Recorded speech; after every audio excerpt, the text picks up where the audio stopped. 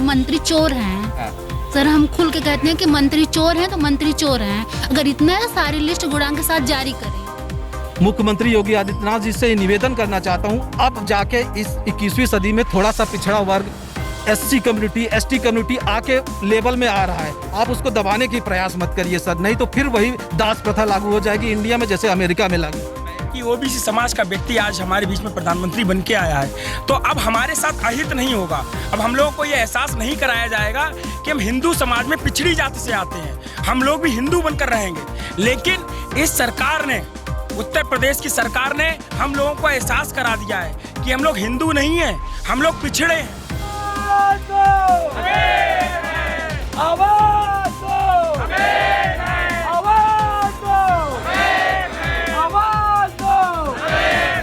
आप कह रहे हैं आरक्षण नहीं मिला आपको, तो ये क्या है पूरा मसला, क्यों नहीं आरक्षण मिला? एक्चुअली सर ये हम नहीं कह रहे हैं, ये आरक्षण मामला हमारा बहुत दिनों से चल रहा है, हम लोग धरने पे हैं। ये बात कहने का अधिकार हमें माननीय राष्ट्रीय पिछड़ा वर्ग आयोग और राज्य पिछड़ा वर्ग आयोग ने दिया है। हमारी क्या बिसात कि हम सरकार से लड़े या हम अधिकारियों की कमी निकाले कि हमें आरक्षण नहीं मिला है। बाकायदा हमारे पास रिपोर्ट है दो आयोगों की, और ये आयोग बीजेपी के द्वारा ही बनाया गया आयोग है। राष्ट्रीय पिछड़ा वर्ग आयोग और राज्य पिछड़ा वर्ग आयोग दोनों आयोगों में साफ साफ कहा गया है कि ओबीसी को 3.86% और SC को 16.6% आरक्षण इस भर्ती में दिया गया है। जबकि बेसिक शिक्षा नियमावली चिल्ला कर कहती है कि यूआर के कटाव के नीचे 27% ओबीसी को और 21% SC भाइयों को मिलना चाहिए। लेकिन ये सरकार हमारे अधिकारों को छिपाकर अभी तक लिस्ट जारी नहीं की है। शिक्षा मंत्री पारदर्शिता की बात करते हैं, अगर आप इतने ही पारदर्शी हैं तो आप 69,000 शिक्षक भर्ती की गुणांक सहित कटाव जारी से कर दीजिए, लिस्ट जारी कर दीजिए, हम भी देख लेते हैं। 27% आरक्षण 18,598 अगर हमें मिला होगा तो हमारी मांग गलत होगी।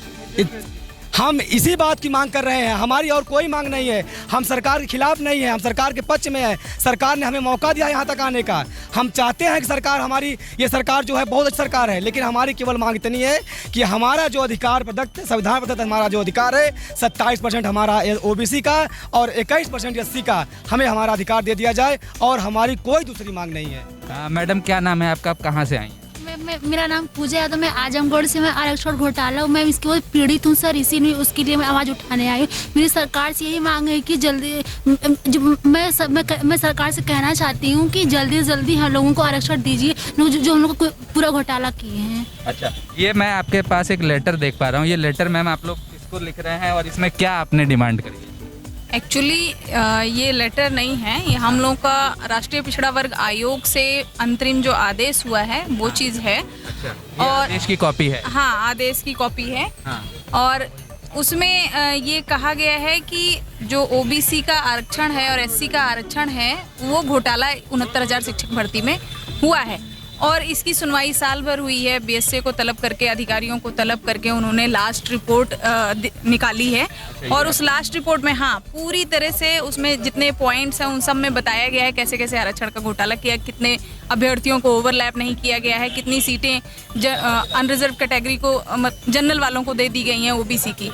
तो ये सब चीज़ें जब निकल के आ गया, जब अंतरिम रिपोर्ट आ गई है, तो हमारी सिर्फ इतनी डिमांड है कि आप उस रिपोर्ट को फॉलो कराइए। उस रिपोर्ट में जो भी चीज़ें हैं वो एकदम करेक्टली दी हुई हैं और ये बीजेपी द्वारा ही बनाया गया है राष्ट्रीय पिछड़ा वर्ग आयोग। तो मैं ये देख पा रहा हूँ, ये रिपोर्ट 10/10/2020 की है, मतलब 10 अक्टूबर 2020 की है, अभी 2021 में हम लोग हैं। तो इस बीच आप लोगों ने क्या किया है? ये 29 अप्रैल को आई, 29 अप्रैल 2021 को रिपोर्ट आ गई है। उसके बाद 15 दिन का टाइम दिया गया था इसमें कि अगर दोनों पक्ष, जैसे सरकार की तरफ से अगर कोई आपत्ति हो इस रिपोर्ट को लेके या विद्यार्थियों को कोई आपत्ति हो इसको लेके, तो 15 दिन का समय दिया गया कि आप 15 दिन में आपत्ति दर्ज कराइए, नहीं तो ये फाइनल ऑर्डर माना जाएगा। तो अभी ये फाइनल ऑर्डर हो गया, उसके बावजूद ये अधिकारी लोग बोल रहे नहीं, हम अभी अपना जो रिपोर्ट। मैडम आपसे पूछना चाहेंगे, क्या लगता है सरकार क्यों नहीं आप लोग को हक देना चाह रही है? घोटाला किया तो कैसे हक हो देगी? घोटाला किया ना, मंत्री चोर हैं सर हम खुल के कहते हैं कि मंत्री चोर हैं तो मंत्री चोर हैं, अगर इतने सारी लिस्ट गुड़ांग के साथ जारी करें। माननीय मंत्री जी, शिक्षा मंत्री जी बोलते हैं कि हमने कोई घोटाला नहीं किया है। अगर वो घोटाला नहीं किए हैं तो पूरी लिस्ट जारी कर दें। अगर 67.11 के नीचे 18,598 सीटें दी गई हैं तो दिखा दें, अदरवाइज अगर हम लोग जो डिमांड करें नहीं तो हम लोग को जेल में डाल दें। हम लोग गलत डिमांड कर रहे हैं उनसे, हम लोग को जेल में डाल दें। We are ready for to go through jail. अगर उनके पास है कॉन्स्टिट्यूशन राइट है, अगर हम गलत डिमांड कर रहे हैं, हमारी 4-4, 6-6 याचिकाएं हाई कोर्ट में लगी हुई हैं, उस पर जवाब नहीं दे रही है गवर्नमेंट। बस मीडिया में आके बरगला देती है कि हमने 31,000 ओबीसी कैंडिडेट को नियुक्ति दी है, जबकि 67.11 के नीचे 18,598 होना चाहिए। यूआर कट ऑफ 67.11 है, उसके नीचे 18,598 होना चाहिए, जबकि माननीय मंत्री जी बस केवल मीडिया को बरगलाते हैं कि हमने 18,598 की जगह 31,000 दिया है। अरे जो योग्य रहेगा वो तो ओवरलैप करेगा ही, जो जिसके ज़्यादा गुणांक रहेंगे वो ओवरलैप करेगा। 1994 की बेसिक नियमावली, रिक्रूटमेंट नियमावली कहती है कि जो भी यूआर का कट ऑफ है उसमें 27% ओबीसी का रिजर्वेशन, 21% एससी का रिजर्वेशन मिलना चाहिए, और ये संविधान ने दिया है, हमने नहीं दिया। साथ साथ जजों की बेंच ने, सुप्रीम कोर्ट ने आदेश दिया है कि 27% ओबीसी और आरक्षण लागू होना चाहिए, और 7 जजों की बेंच ने इंदिरा साहनी के मामले में भी आदेश दिया है कि अगर कोई कैंडिडेट पिछड़ा वर्ग से या एससी से आता है तो अगर उसका योग्यता ज़्यादा है, उसके कट ऑफ ज़्यादा बन रहे हैं तो यूआर में वो क्वालिफाई कर सकता है। यूआर की सीट 50% है सर, 50%, उसमें सब आते हैं। जो योग्य होगा वो यूआर में जाएगा। हम लोग पिछड़े समाज से आते हैं तो उनका अनुत्थान करने के लिए, उनको आगे बढ़ाने के लिए, उन्हें समाज के मुख्य धारा में लाने के लिए आरक्षण संविधान बाबा साहब अम्बेडकर ने बनाया, ऐसा रूल रेगुलेशन बनाया है। अदरवाइज सदियों से ऐसा आरक्षण लागू है जो कि अनकॉन्स्टिट्यूशन आरक्षण है। आप उस तमाम जगह देख सकते हैं, सदियों से लागू है। आप कॉन्स्टिट्यूशन जुडिशरी में देख लीजिए, आप जुडिशरी में देख लीजिए, आप टेम्पल्स में देख लीजिए, और बहुत सी जगह है। रेलवे में देख लीजिए कि एक पर्टिकुलर कम्युनिटी के ही राष्ट्रपति का जो अंगरक्षक होगा वो पर्टिकुलर कम्युनिटी का होगा। जुडिशरी में कोलेजियम बना के केवल अपने ही समुदाय भाई भतीजा को भर लेते हैं, मतलब हम जज है तो हम अपने लड़के को भी जज कहीं ना कहीं बना लेंगे। तो ये जो कि अनकॉन्स्टिट्यूशनल आरक्षण है, जो कि सदियों से चला आया है, और उसी को उत्थान करने के लिए कि ओबीसी एससी आगे बढ़े, बाबा साहब अम्बेडकर ने एक आरक्षण का नियमावली डिसाइड की, उससे पूरे देश में लागू किया। बट ये गवर्नमेंट से मैं माननीय मुख्यमंत्री योगी आदित्यनाथ जी से निवेदन करना चाहता हूँ, अब जाके इस 21वीं सदी में थोड़ा सा पिछड़ा वर्ग, एससी कम्युनिटी, एसटी कम्युनिटी आके लेवल में आ रहा है, आप उसको दबाने की प्रयास मत करिए सर, नहीं तो फिर वही दास प्रथा लागू हो जाएगी इंडिया में जैसे अमेरिका में लागू थी। मैं एक आखिरी सवाल लेना चाहूँगा। आप लोगों ने योगी जी की बात करी और आज हमारे प्रधानमंत्री बनारस आए हुए हैं, उन्होंने भी अपने एक भाषण में कहा था कि मैंने भी इस दंश को झेला है जातिवाद के। हमारे माध्यम से आप प्रधानमंत्री जी को क्या कहना चाहेंगे? प्रधानमंत्री ने उस दर्द को झेला है, लेकिन अब चूंकि वो नेता हो गए हैं तो उन्हें अब नीचे उनके समाज के लोग क्या कर रहे हैं उससे कोई मतलब नहीं है। आप अपने ही समाज के लोगों ऊपर लाठियां चलवा रहे हैं। वो चाहते हैं ये समाज दबा रहे, ये दबा रहेगा तो हमारे पीछे रहेगा, हमारी कठपुतली बनकर चलेगा हमारे पीछे। हमने माननीय भाजपा को इसीलिए वोट दिया था कि ओबीसी समाज का व्यक्ति आज हमारे बीच में प्रधानमंत्री बन के आया है। तो अब हमारे साथ अहित नहीं होगा। अब हम लोगों को ये एहसास नहीं कराया जाएगा कि हम हिंदू समाज में पिछड़ी जाति से आते हैं, हम लोग भी हिंदू बनकर रहेंगे। लेकिन इस सरकार ने, उत्तर प्रदेश की सरकार ने हम लोगों को एहसास करा दिया है कि हम लोग हिंदू नहीं हैं, हम लोग पिछड़े हैं। और ये एहसास जो कराना चाह रही है सरकार, ये वो भी सोच ले कि 22 में हमारा भी समय आएगा, हम लोगों का भी समय आएगा, तब 22 में हम बताएंगे। अभी तो हम मौन हैं, 22 में बताएंगे हम कि कौन है। ठीक है, ये जो आज कह रहे हैं कि हमने पारदर्शिता के साथ किया है, अरे पारदर्शिता के साथ लागू किया है तो आप कोर्ट में क्यों नहीं दे रहे हो लिस्ट? आज 4 दिन हो गए, हम लोग लगातार 1 साल से, जब से ये लिस्ट इन्होंने जारी की थी 69,000 शिक्षकों की, तब 1 साल से कह रहे हैं कि इसमें घोटाला हुआ है। सारा डाटा हम लोगों ने निकाला था, उसमें एक एक चीज़ हम लोगों ने दिखाई थी, लेकिन इन्होंने नहीं माना। दिसंबर में हम लोगों ने 1 हफ्ते ठंड में लगातार हमारी महिलाएं, हमारी बहनें, सारे लोग डटे रहे। 1 हफ्ते हम लोगों ने धरना चलाया, मंत्री जी और सारे अधिकारियों के साथ संवाद होने के लिए एक डेट फिक्स हुई। उस पर हम लोग जब गए तो मंत्री जी कहते हैं 32 प्रकार की कट ऑफ है। उस मंत्री को इतनी अक्ल नहीं है, वो कह रहा है, मैंने कहा 142 नंबर जिस लड़की के आए हैं उसको आप किस में चयनित करेंगे? तो वो कह रहा है उसको तो महिला में चयनित करेंगे।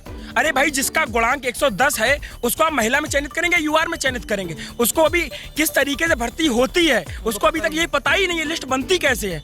फिर उसने कह दिया कि 32 प्रकार की कट ऑफ है, हम 3 दिन में उस पर डाल देंगे, वेबसाइट पे डाल देंगे, आप लोग देख लीजिएगा। आज 3 दिन का, आज 13 महीने होने जा रहा है, लेकिन उस मंत्री ने अभी तक वेबसाइट पे डाला नहीं 32 प्रकार की कट ऑफ। क्यों? क्योंकि वो चोर है और चोर रहेगा, वो कभी नहीं मानेगा कि हमने ये घोटाला किया है। हर बार मीटिंग करता है, कह देता है हम ये करेंगे, हम ये करेंगे, कुछ नहीं करता है। जब डर जाता है भीड़ की संख्या देख के, तब ये कह देता है। अभी हम लोगों ने उसके आवास का घेराव किया तो कहा 4 दिन में हम सारी चीजें सामने ले आएंगे। किस दिन आप लोगों ने किया था, उस दिन क्या हुआ थोड़ा बताएं। ये 5 तारीख की बात है, जब हम लोग सभी लोग परेशान हो गए तो 5 तारीख को हमारी सारी संख्या जाके वहाँ पे माननीय मंत्री जी के आवास पे घेराव किया। जब घेराव किया तो माननीय मंत्री जी अपने क्षेत्र में थे, लेकिन डर के मारे भागते चले आए, क्योंकि चुनाव जो 22 पे रखा है ना, और अभी तो समय है, 2 महीने बाद फिर हम आपको बताएंगे। मंत्री जी आपको आभास हो जाएगा, घर से ये रैलियां जो करते हो ना खुले हम, अभी सरकार में हो इसलिए कर रहे हो। जिस दिन आचार संहिता लागू हो जाएगी ना, जब तुम मंत्री भी नहीं रहोगे, तब तुम्हें एहसास होगा कि हम लोग क्या हैं।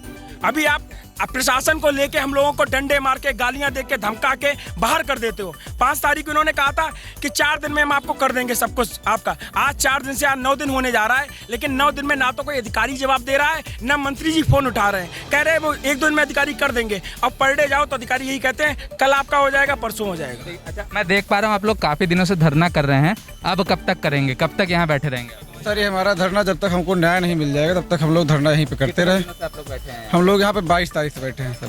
22 जी जुलाई, जून से? जी 22 जून से बैठे सर। अच्छा जी। अब तक आपकी कुछ जो यहाँ के SC ST के जो लोग हैं, जो सरकार में भी SC ST आयोग होता है या और भी अन्य संस्थाएं होती हैं SC ST की या OBC, उनसे किसी से बात करिए अभी आप? सर उपाध्यक्ष जी से हमारी बात होती रहती, राष्ट्रीय पिछड़ा वर्ग के उपाध्यक्ष जी हैं लोकेश कुमार प्रजापति जी, जिन्होंने ये न्याय दिया है, जिन्होंने ये रिपोर्ट दी है।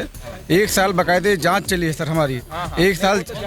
तो उनसे हमारी बात होती रहती सर, तो वो कह रहे हैं कि हमें न्याय देना था, हमने न्याय दे दिया है। अब आप सरकार की पाले में चली गई, सरकार जो चाहेगी वो करेगी।